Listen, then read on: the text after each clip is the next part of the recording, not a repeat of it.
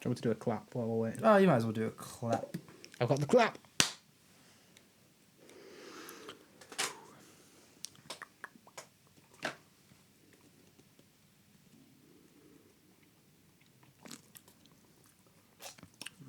Did you know giraffes are 30 times more likely than a human being to be struck by lightning?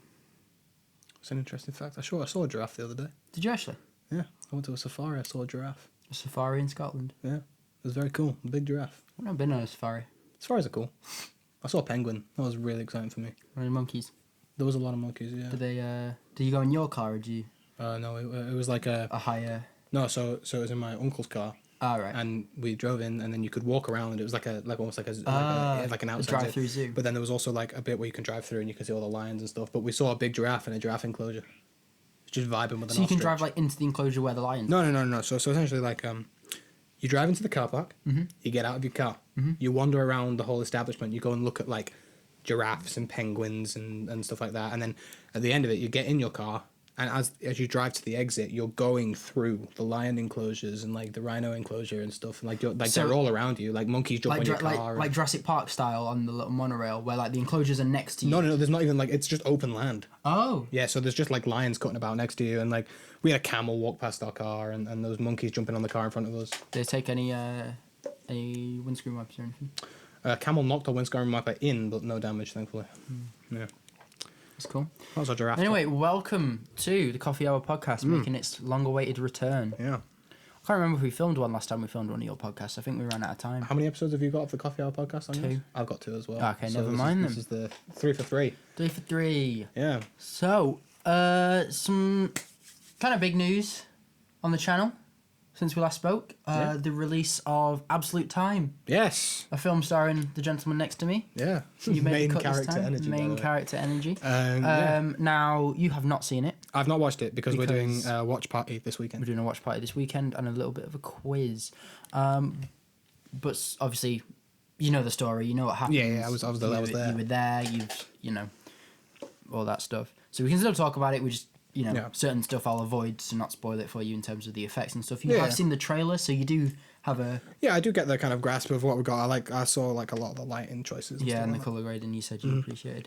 But some big news kind of outside the film. It is my most viewed short film and the second most viewed video on the channel by watch time. Yeah, so that's really cool. So I get a notification from YouTube Studio saying I've hit 100 hours of watch time. That's really on cool. The channel, which is big, and checked it, and 10 hours of it is on this channel.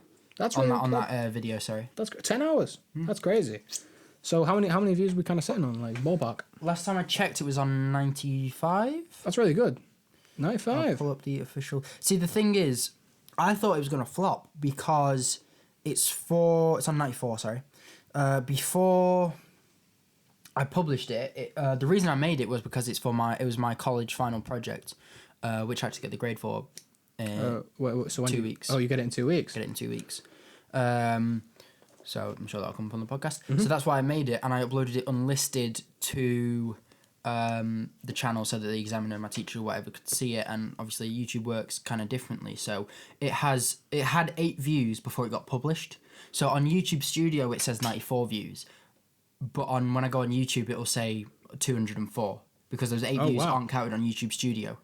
Oh right, okay. So I thought, because it's technically been posted before and it's changing and this and that, I thought it would flop, but obviously no, it's done really well. So I'm really pleased with that. That's really good. It's the second time I've used Photoshop for a poster and a thumbnail for it. I quite liked the poster. I thought the poster was. I think it's quite simple. Your skill's improving by far, definitely. Well, the first one I used Photoshop for was the Absolute Time poster, which was literally just took a picture of me and Nat, cut us out, stuck us on a white background. Wait, isn't this Absolute Time? Sorry, not Absolute Time. Fortune and Fame, which was the one with. What I thought Leslie was. I don't have a poster for that one. Oh no, sorry, I do have a poster, but I used Pic Collage for that. Ah, right, okay. Or something similar. But yeah, I think the Photoshop was decent. I think it was quite cool. It's cool. It conveys the theme. Sort of the watches are kind of like a running motif throughout the film. And obviously we have them in the film. Yeah. Like our devices that we use. Yeah. Yeah, well, so for the college we had to create a website to basically publish all of our work on. So, because the examiner can't access our team space.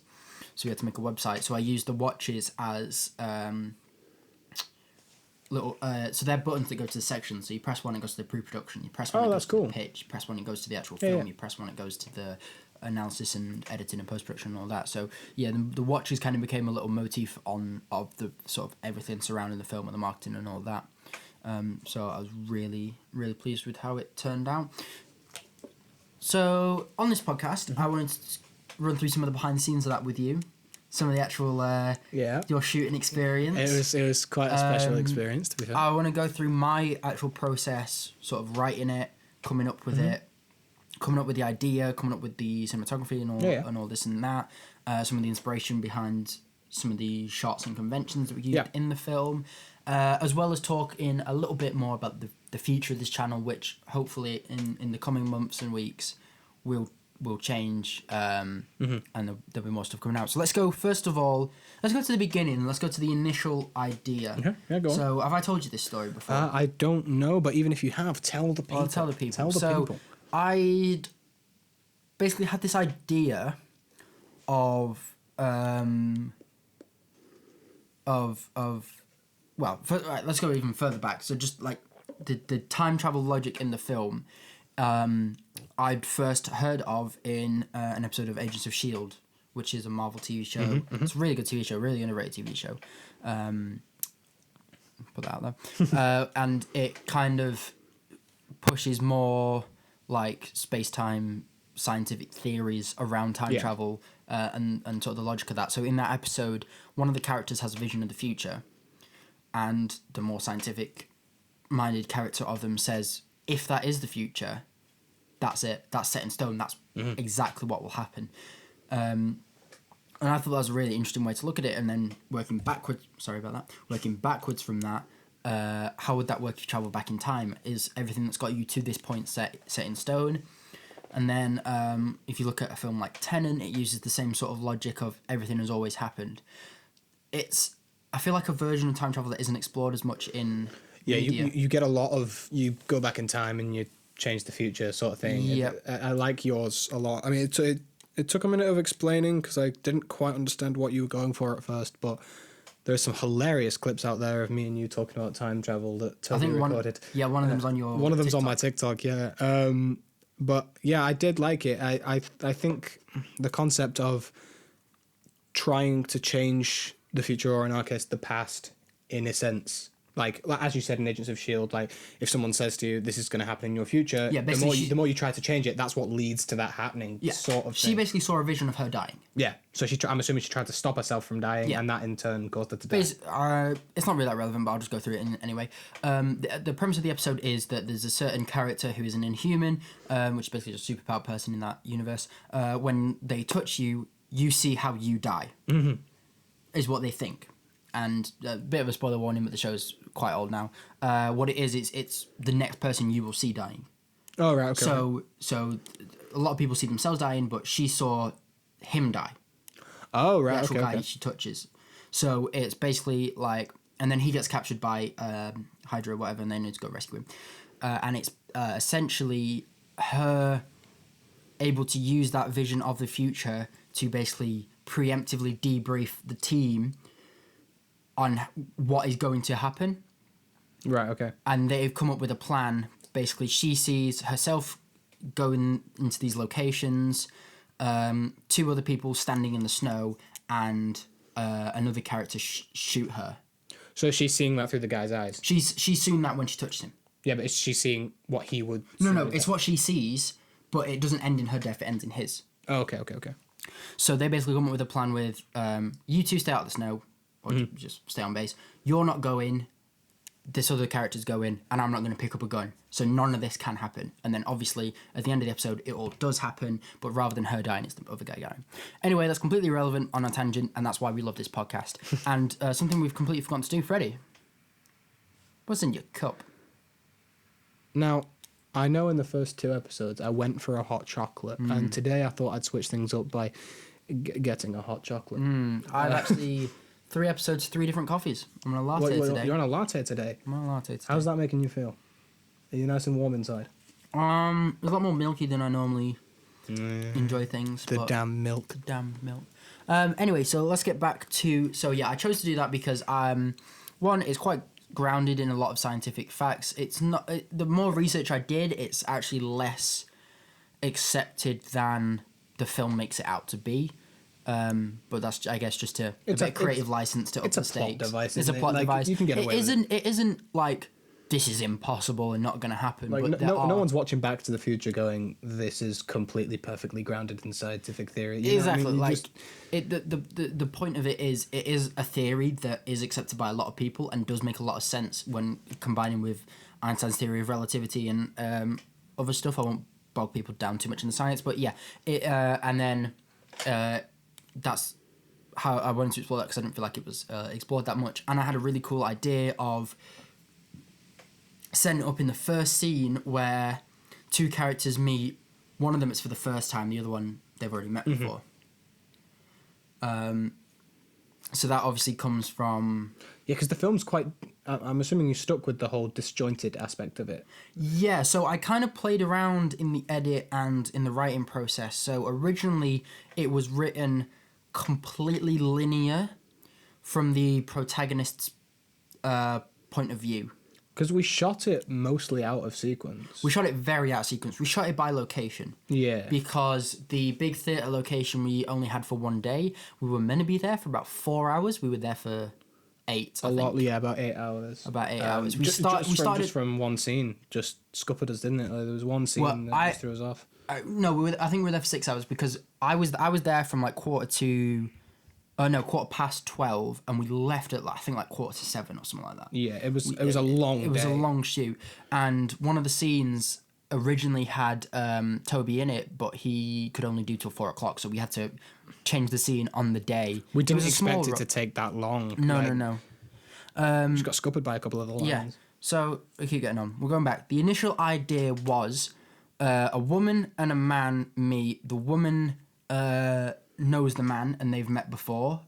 He doesn't think they've met before, and then they end up together, and then he travels back in time and realizes what they're doing to save the world won't work because time can't be changed, because he's now entering the moment they met when she was referring to in their first meeting. So that was it. I had that idea when we were doing the GMDF version of Area. Yes. And I told you and Arthur that at the time, and then it took about a year of... Yeah, well, it was a year ago when we did that one. So it took about 7-8 months of developing that idea into the final version of what it is now, because originally it was going to be not a virus, but an AI overlord, basically. Yeah. Or alien or whatever. I really liked the virus angle of it. I think and it gave us something tangible to like take. Obviously, like spoilers for the film, but we obviously go watch it now. We have the stuff at the end when we come home. We have like the little vial of the stuff. So it gave us something tangible that we could actually search for in this quest. That was my biggest thing when it was an AI. It was, why do they travel back in time? And also not just that, but what could I physically do with the resources I have? Because realistically, like, if it was an AI thing, like, if it was simple as like flipping a switch, turning it off sort of thing, how can that, if the AI has caused the problem and it is this whole thing of we can't change the past, then we need to have something. Yeah. So the idea starts with that scene that I spoke about, and then it became, why did he travel back in time? So it's like, we're in a dystopian future where an AI is taken over. So originally the cure was going to be a person, or what they were going back was a bit a like person. Last of Us style. Kind of. So the idea would either be he would go on to develop the AI that would take over, so they're there to stop him, or it would be, one idea I had was he was a professor who was going to give a speech on the dangers and why we shouldn't carry on with this, and then some other like billionaire corporation that was developing this AI for selfish reasons basically made him disappear. Right. Okay. And the reason he disappeared would be then similar to in the actual film where the virus disappears. The reason he disappears is because they took him when they time traveled. Yeah. Okay. I like that. was the original version. And the reason I ended up didn't going with that was because it was a lot of moving parts. I would need an older actor, which I don't have access to. Yeah, pretty much. Especially on a student film budget of niche. I mean, and plus just having the cure was, I think it's a lot easier. Well, not easier, but it's a lot more. My brain could wrap my head around how that would change the future. Do you know what I mean? Yeah. Like, I think you take one guy out of the equation, I think you need a few more extra little things to explain how things change. Yeah. If you literally just remove the cure out of the situation, that I can see how no one could cure this disease and stuff because we've taken it, that sort of thing. Exactly. I think that makes a lot more sense. Yep. And it was good because it just involved a little prop instead of having to get an entire older actor. And then you have to then, from a more production, especially considering I was on a time schedule because it was a college project, I have to come up with the backstory for him and this and that, and then I have to write a new whole character into the script. Whereas a tiny little vial is just something I asked Nat to bring. Yeah, so it makes life easier, doesn't it? Yep. So then when it became a virus, originally it wasn't the bioweapon storyline. Originally it was a corrupt pharmaceutical company had invented a virus to then make a cure to cure it. And then Okay. But I ended up not going with that because it didn't feel like motivation enough. I basically needed a reason for a motivating reason for the main antagonist of the film to not want to cure the virus. Yes. Especially when he's working for a government organisation. And I think a cover-up thing works quite well. I don't know how you felt about it. I really liked it, honestly. I think, as you said, the fact that we had someone who wants to whatever it was, destroy the cure or keep the cure from being widely distributed. I think having that angle of it all was really good, and the government installation. But I think the virus was. I mean, I like the sound of the pharmaceutical company idea, but I think, as you said, you're struggling to find a solid motivation there that you can. And then obviously it turns out in the end that they've not stole the virus. Yeah. And they've not stole the cure. Yeah. They've stole the virus, which again makes it a lot more palatable and I guess desperate, because it's like, we have failed. And your character's whole motivation, again another spoiler, but you should have seen it by now, is he wants to bring his wife back. And I also think that it adds to the twist of it all. Once again, if you haven't seen it, see it. But the whole twist of Stephen's character being the villain, and I think it's added to by the fact that we've just gone and fetched him the virus instead of finding a cure. I think we've been lied to. The audience know that they've been lied to as well. Mm-hmm. I think that adds a bit more to his character. Brilliant, yeah. So that's kind of the development process of that. Let's move on to the actual production of it, Freddie. So let's go. Do you remember sort of your first reading of the script or something like that? First reading of the script, I was just kind of, you sent it to me, obviously I had a glance over it, but my first proper solid memory of the production is that first day. Obviously I'd read it a couple of times and I really liked it, but I remember being really excited by just doing the first scene, because obviously I'd seen your latest film at the time, forgive me.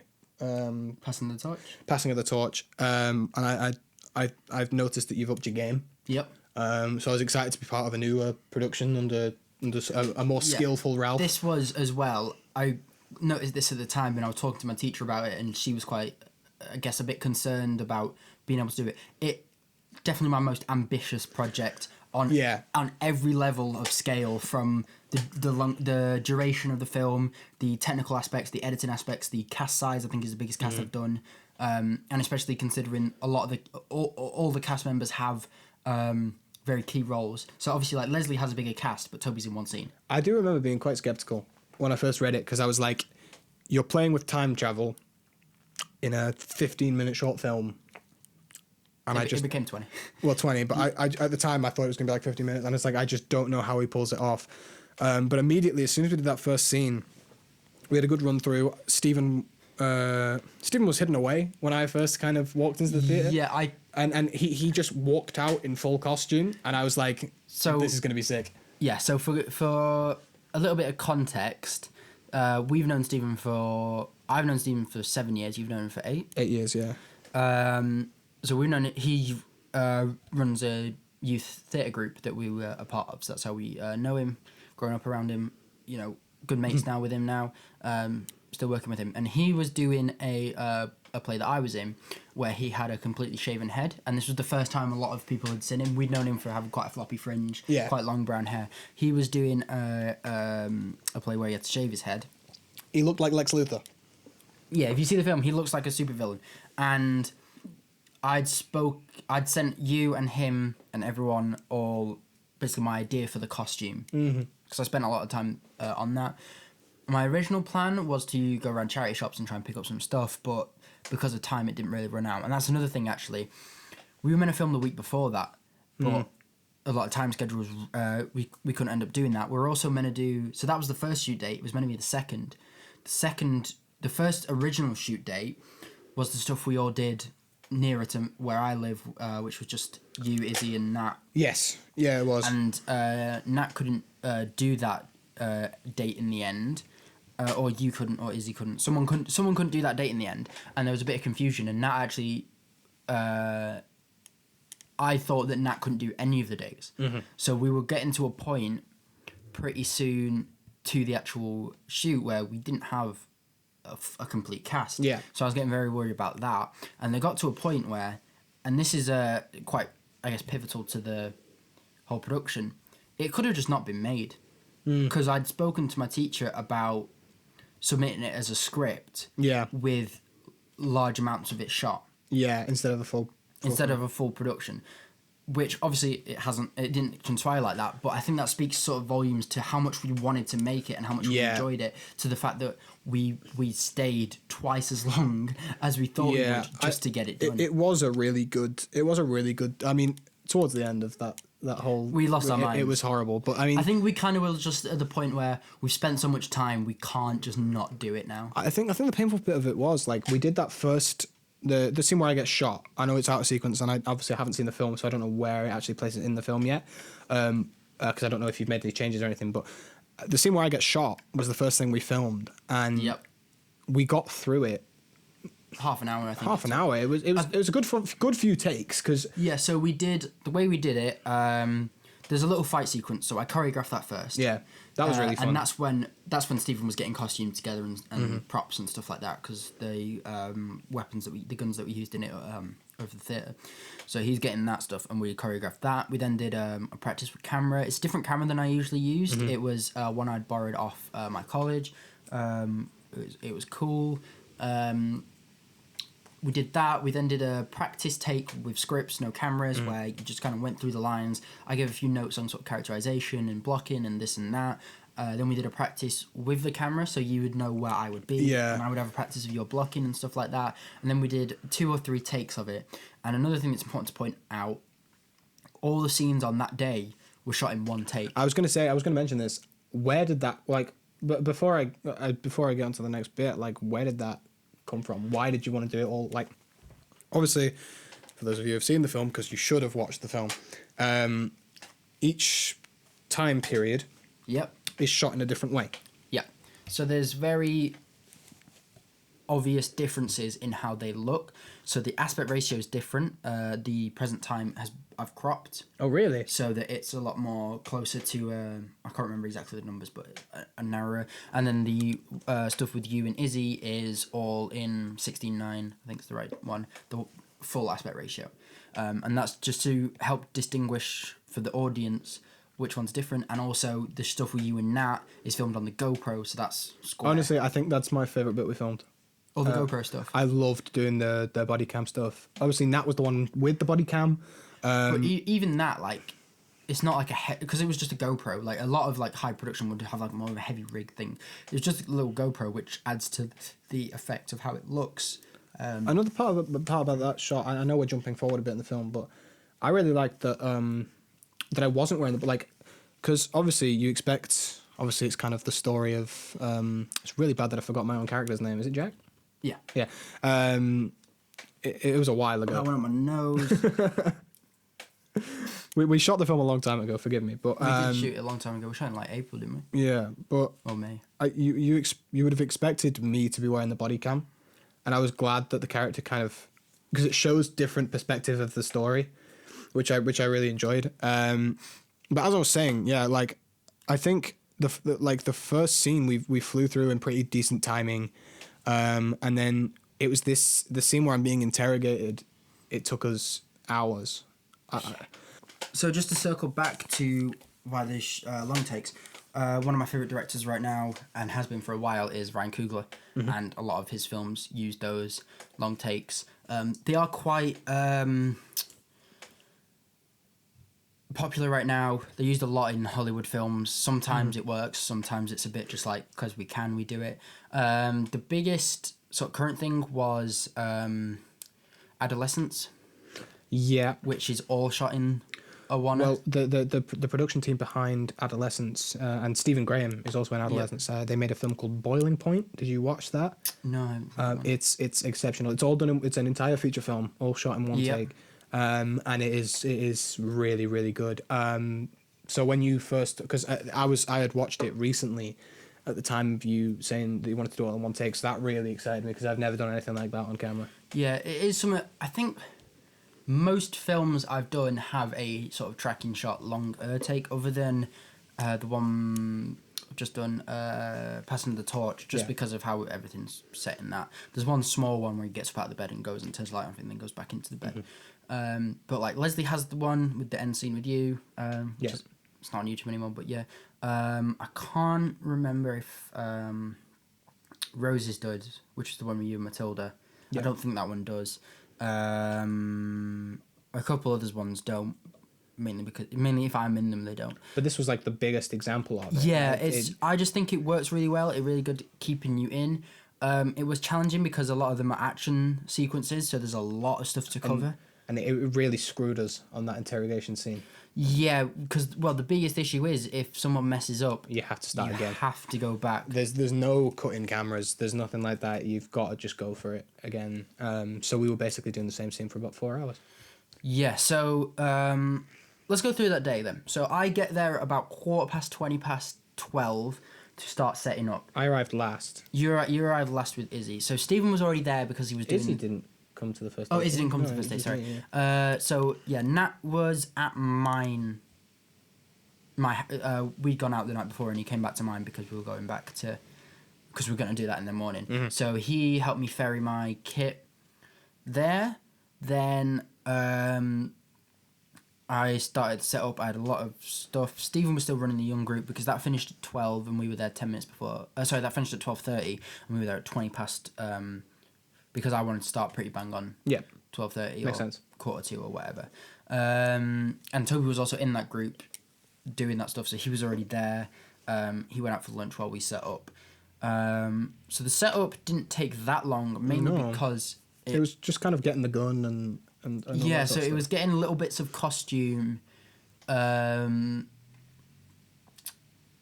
was just getting little bits of costume from the wardrobe of the theatre.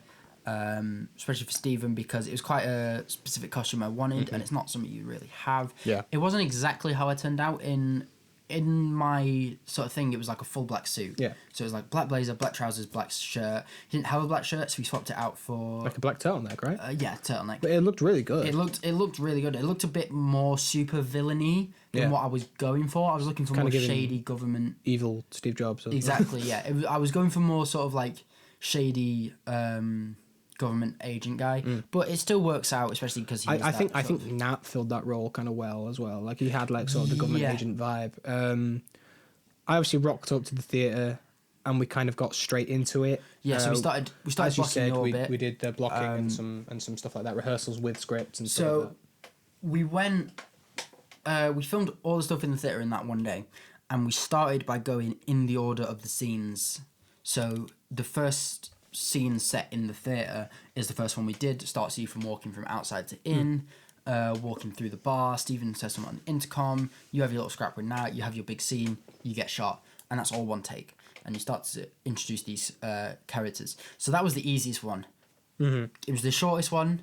There was the least amount of sort of moving parts. Toby had some trouble with his lines because I don't think he really got the character that I'd written for him. Yeah, not at that point, definitely.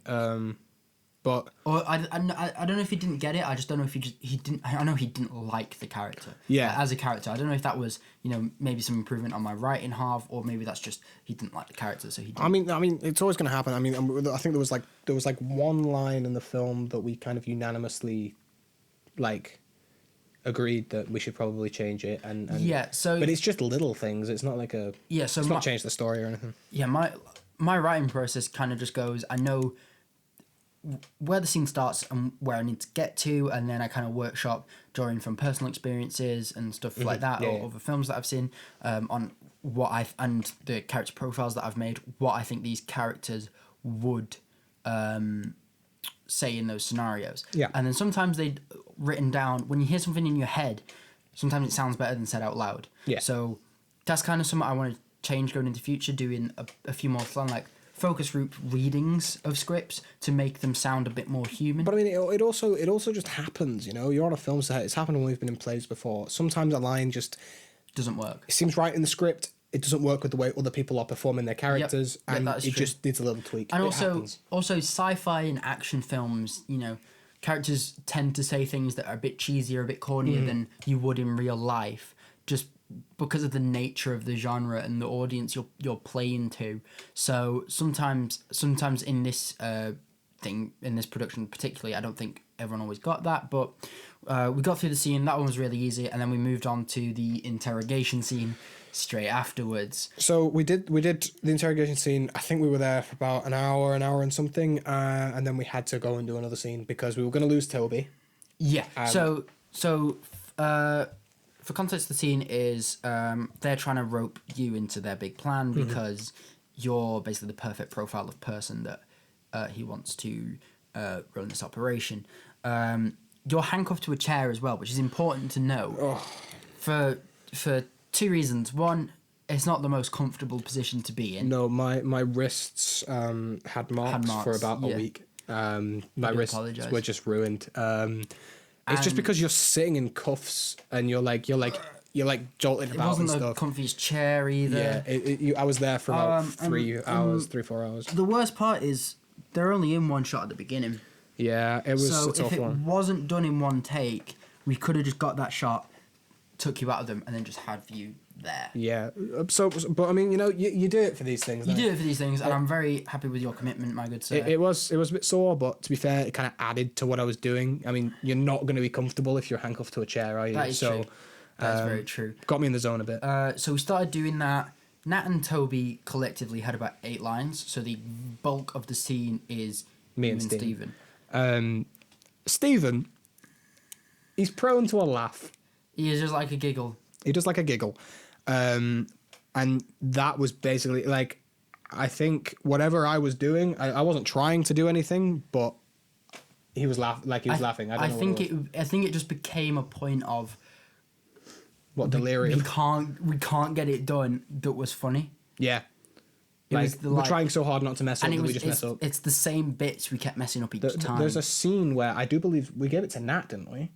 The whole SMAD explanation. Yeah. So we started doing that, and we decided it didn't work. And Toby said that he's got to go by 4. Yeah. And this was probably about 2:00, maybe 1:30, and we decided that because of how long this was taking, one, to give Stephen a bit of a break from it, because doing the same thing over and over again, you're not going to get your best work from it. You're just going to end up in a loop. Yeah.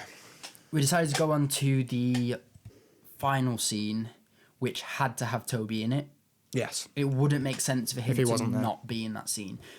I still think it doesn't make a lot of sense that he's not in the interrogation scene, but it makes more sense for him not to be in that, especially considering he's not like a security. Yeah, you can kind of suspend disbelief though with the interrogation, because he might be off tinkering with like some of the time machine stuff. Like, like Stephen's the director of the organization and Nat's a security officer, so they're the people that would be in there with someone who could potentially break free and attack them. Exactly, yeah. Stephen would be there to explain it to you, and then Nat will be there for Stephen's safety, essentially. He's the muscle. Yeah. Which we all know Nat. He's a very towering individual. He is. Bulky man.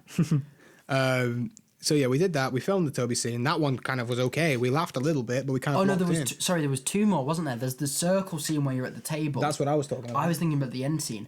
That one was all right because of where the camera was and stuff like that, you all just had your scripts in front of you. I think because we were trying to memorize things and we were so like every time someone had a little wobble, it was hilarious.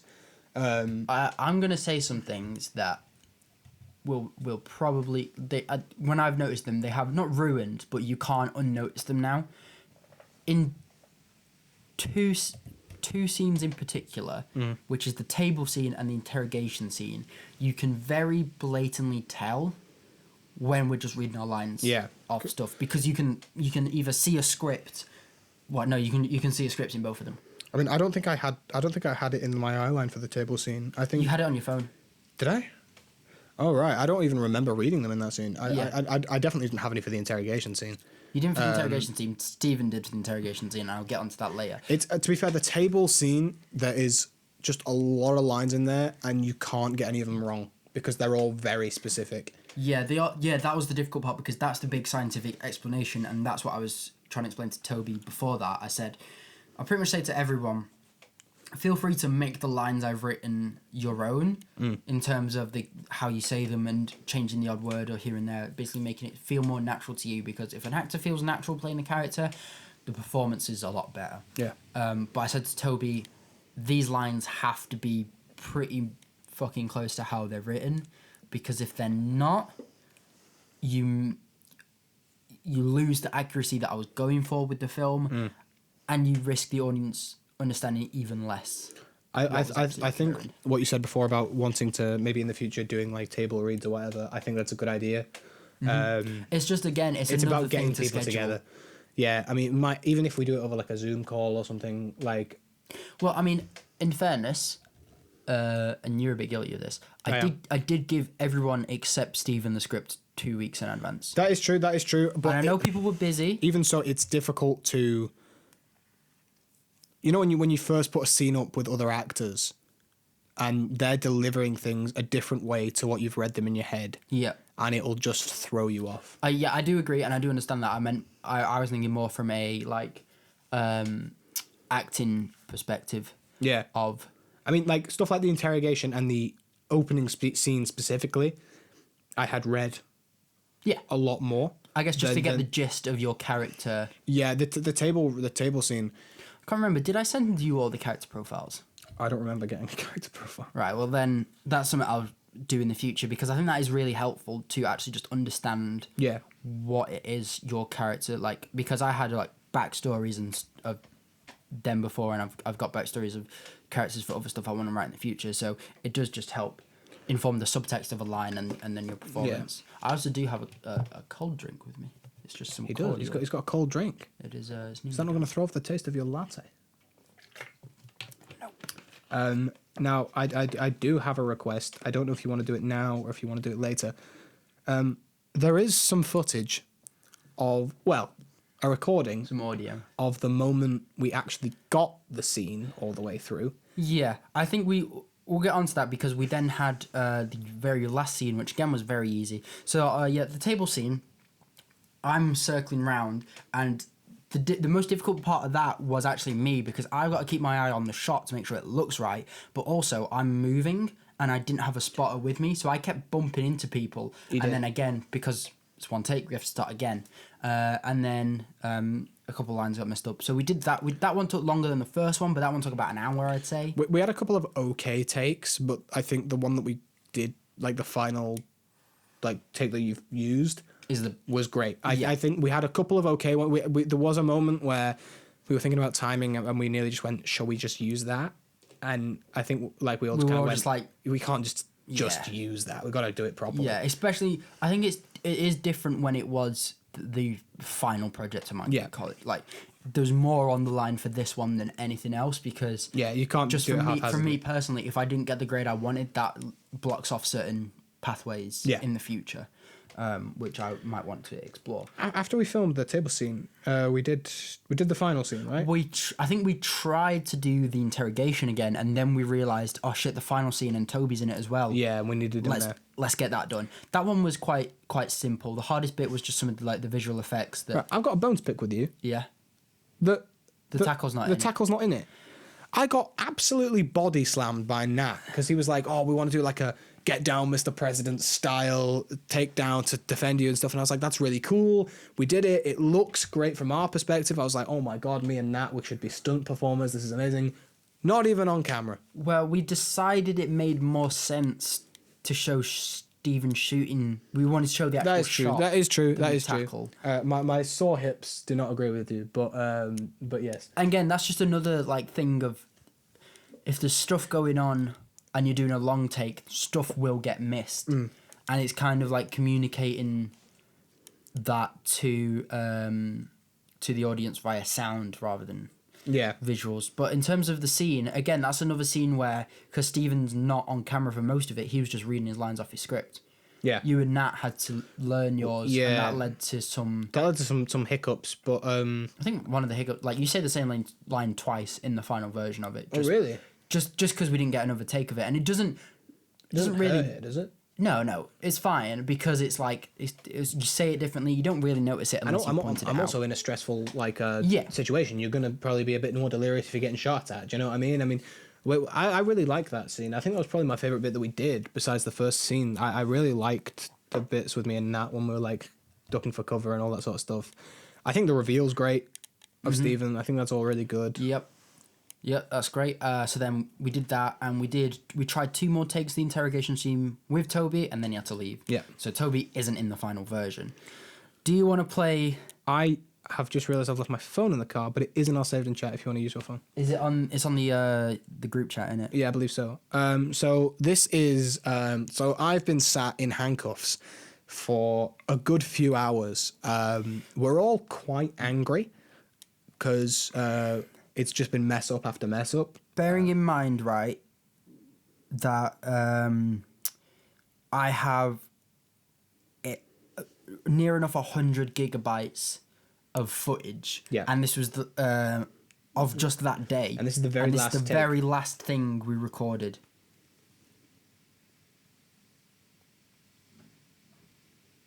Don't believe it's working there, right? No, it's just the beginning.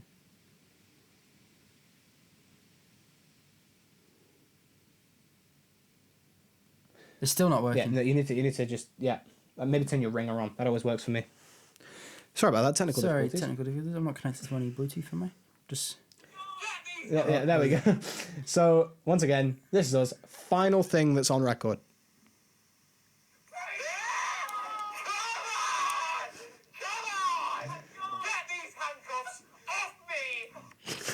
There you go.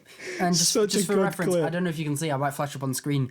The spikes on the audiometer are very normal, and then just bonk straight to the peaking. I was dying on that final take because we get to the end and I can see it on every single actor's face. We're all just like, don't smile, don't smile, don't smile. Bearing in mind, about 45 to an hour earlier, we got to the same point, and Steven messed up this penultimate line. It was of the scene, and we just at that point, I think we were all pretty ready to quit. We all got really demoralized at that point. Like I kept saying like, do we want to just take 5, just reassess?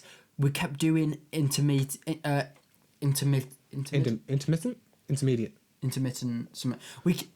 We kept throwing in a few takes without the camera where we just read the script, so we just got the line through us. And the thing that I think was breaking everyone was the fact that they knew this bit that's coming up is what's fucked us. Yeah, there was a lot of stress, which I think made people smile. That is true, yeah. Like, as I said, that last just about 5 seconds before that audio is taken, and we're all sat there grinning, basically. You and Steven had sort of ways to, because basically it was you two that kept breaking. Mm-hmm. Mainly Steven, but it was Steven. That kept breaking. I stopped breaking at the end. The first half, like the first time when we were doing it with Toby, I was breaking a lot more. Yeah.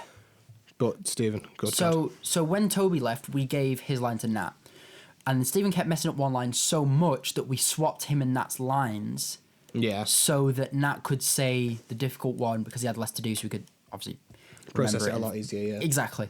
And that ended up working. But the first few times we tried to do that, it ended up people breaking because we knew that they changed the line because it was breaking Steven. Yeah, it was just a nightmare. And then you and Steven kept doing things to try and stop you from breaking. So it was like when you were making eye contact, after you delivered your line, you'd kind of act a bit and look down. Yeah. And Stephen would turn away. And because both of you knew that you were doing that to stop breaking, We just broke. it was breaking you. And it was like a vicious cycle of no matter what you did.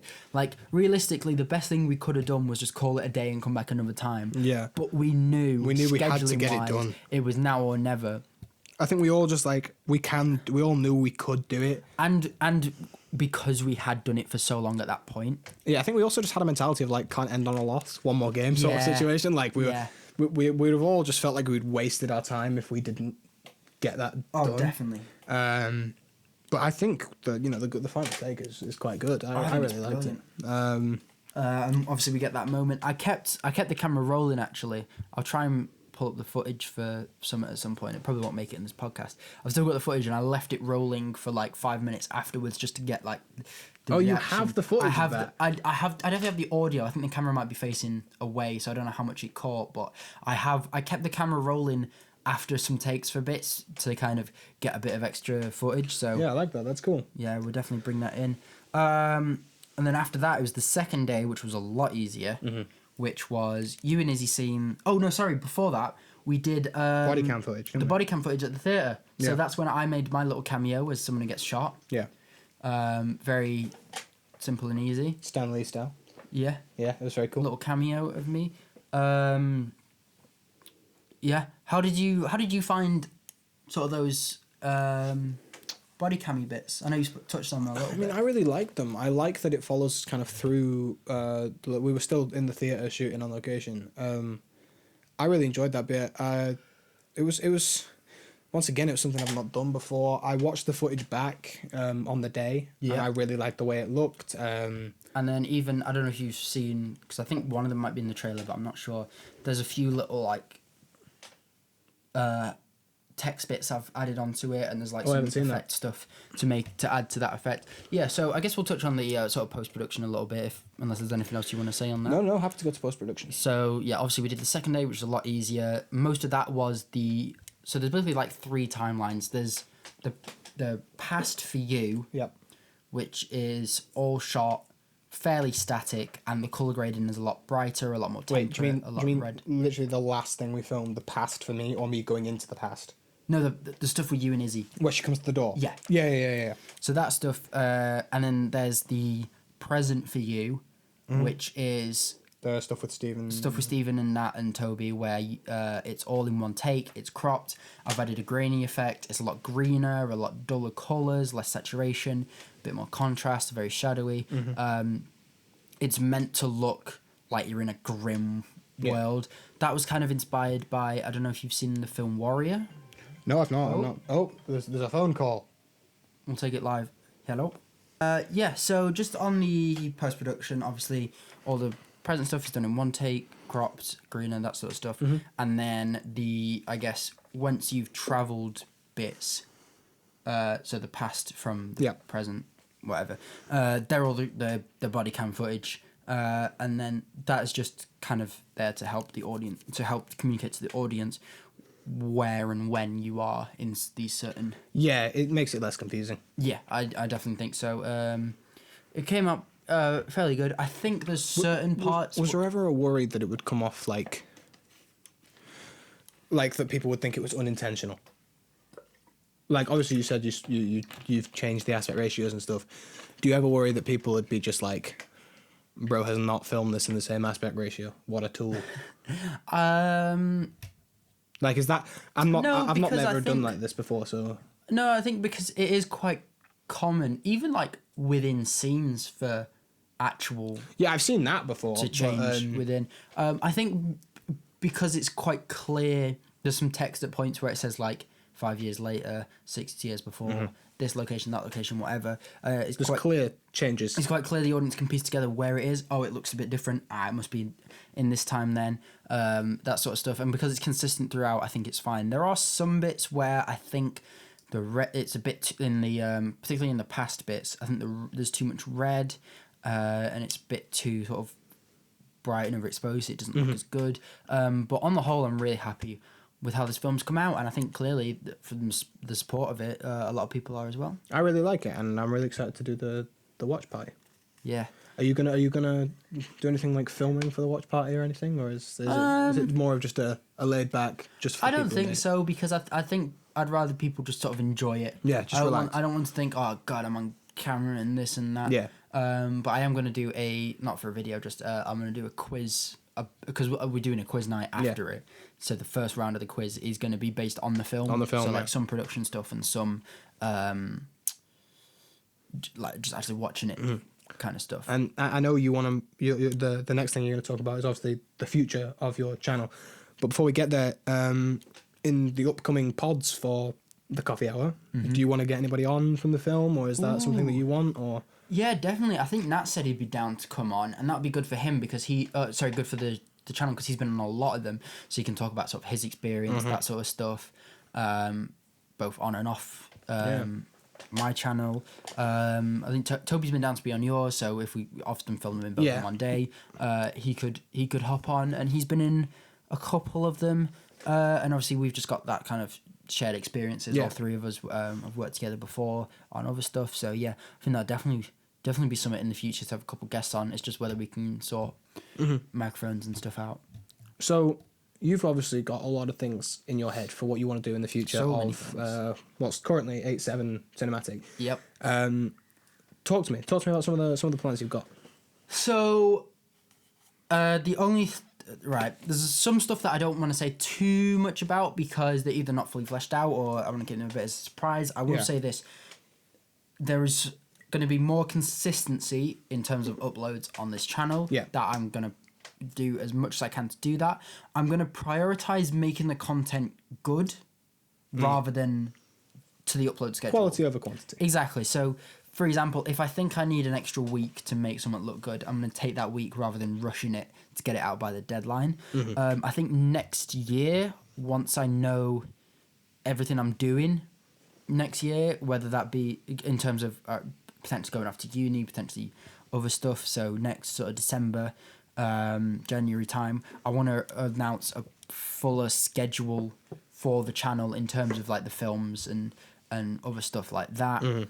I will say there will be one more film this year. I'm aiming to be around October, November release time. I'm giving myself 2 more weeks to finish the script. I have 2 drafts of it right now.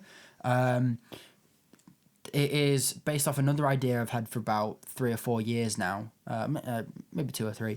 I don't want to go too much into it. Yeah, we don't want to spoil. I don't want to spoil it, but it is quite an emotional piece, quite a personal piece, a mental sort of piece. It's going to be a lot shorter. Right now the script is 4 pages long because I want to challenge myself in other ways to kind of tell the story across one. It's basically like a 1-scene short film, mainly because, again, quality over quantity. I don't want to drag something out that can be done in 5 minutes. I think there's some funny bits in it, there's some heartfelt bits in it, there's some heartbreaking bits in it. So I'm really looking forward to that. I'm aiming to, like I said, finish the script in 2 weeks, and then the big casting announcement, I'm actually writing it to acting it myself. So from doing that, we need to sort out a team to actually make it come together, because I can't operate a camera if I'm on screen. Yeah. And because I've got some visual elements that I've got in my head for it that are more than just like putting a camera on a tripod and filming it. Yeah. We're going to need a camera operator, and we've discussed a few. We've discussed a few options for your crew and stuff. I think you've said you'd be interested in coming in to direct. I would be. I mean, I've directed before, never a short film like this. I think it's a good one to start with, though, because I've already got an idea. So we can really bounce off each other. Exactly. And it'll test sort of this, because we've spoken about wanting to work together in bigger quantities. I also think that if anyone's going to understand your vision for things, it's probably me. I kind of know your style and brain quite a bit. So yeah, definitely. Yeah, I think we'll be a little power team on that one. Yeah, so it's good because I've got kind of roughly how I want to do it, and I think once we've built the team, we'll have sort of production meetings where I will say, I quite like it to like this. Any ideas? That's great, Freddie. We'll do that instead.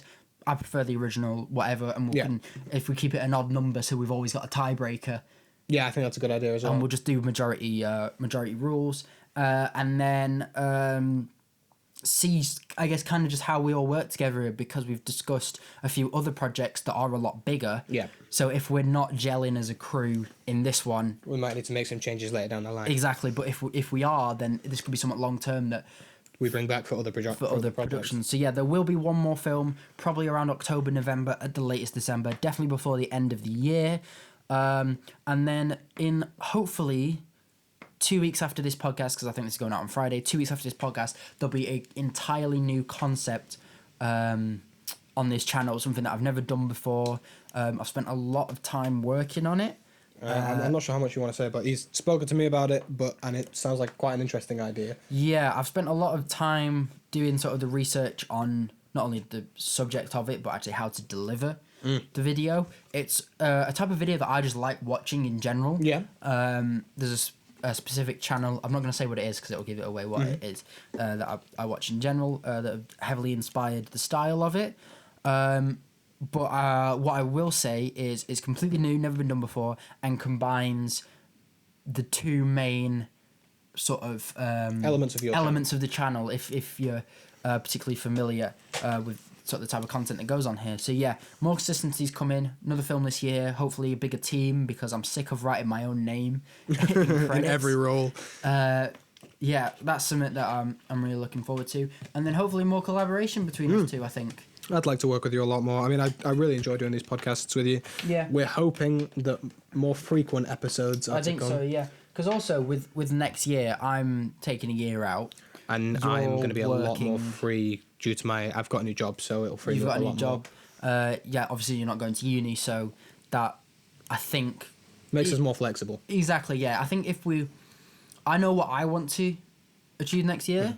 I want to keep up with... I've done... when this next film comes out, I've done 3 this year, Passing the Torch, Absolute Time, and then the next one. I want to aim to do to match that at least, and maybe add a 4th one in, because I reckon without college I could do it if I was then able to get. The difficult thing is a lot of the actors that we do know are actually going off to uni. Yeah, so they are all going away. We'd have to work around their sort of coming back for holidays and whether they'd be willing to, because a lot of them doing acting courses, they maybe don't want to jump straight into another acting project. Definitely. On their breaks. So we'll just kind of see where it goes. I've got some goals for both the channel and for me personally for next year.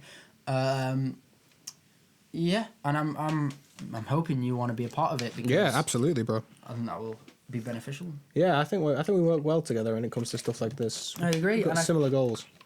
I definitely agree, and I think that might be a good place to call it. I like that. Well, it was an absolute pleasure today, Ralph. Absolute pleasure. Thank you. As always, check out Freddie in the description. I haven't actually said this on the channel, but these podcasts do go up audio only on... audio and video on Spotify. That's true. So if you want to listen to it in the car or whatever, go check it out. There'll be links to that in the description. All of the socials for me. Make sure you do subscribe for when these new contents come out, because you're going to want to be on them fairly soon. Thanks for all the support as always, and that's it from me. I'll see you next time. Bye bye.